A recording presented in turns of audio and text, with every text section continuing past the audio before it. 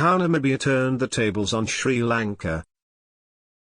Captain Gerhard Erasmus says the experience of the last T20 World Cup gave them an idea of the skills required at this level. Craig Williams, don't be surprised if Namibia start winning big games. A year ago, Sri Lanka bowled Namibia out for 96 in their T20 World Cup opener and won by 7 wickets.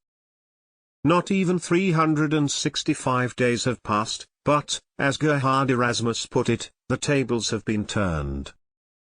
His team has just beaten Sri Lanka by 55 runs to start the 2022 T20 World Cup. The difference between those two events? 12 months, of course, but not just any 12 months, 12 months of immense growth for the Namibian side. After that heavy defeat in 2021, Namibia recovered to have a fairy tale run through the group stages and qualified for the Super 12s. There, they beat fellow associates Scotland but were blown away by bigger teams.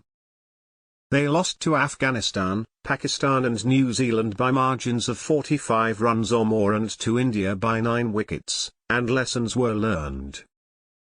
We've played India, Pakistan, all these teams before, Erasmus said.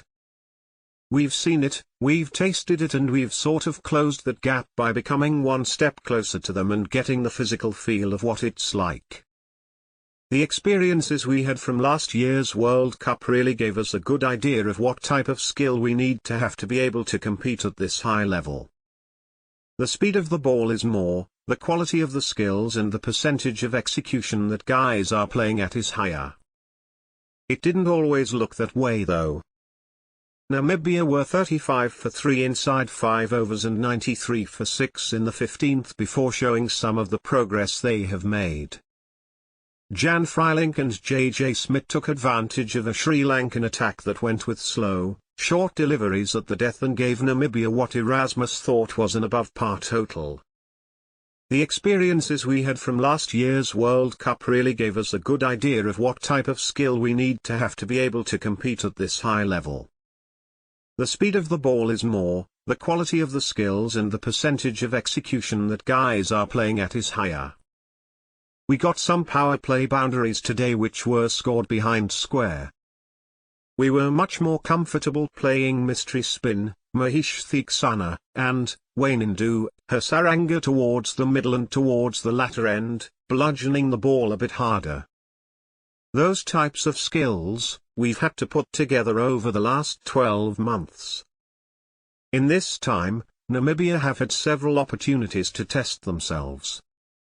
The Namibia players get together in a huddle after their win over Sri Lanka, Sri Lanka vs Namibia, Men's T20 World Cup 2022, First Round, Group A, Geelong, October 16, 2022.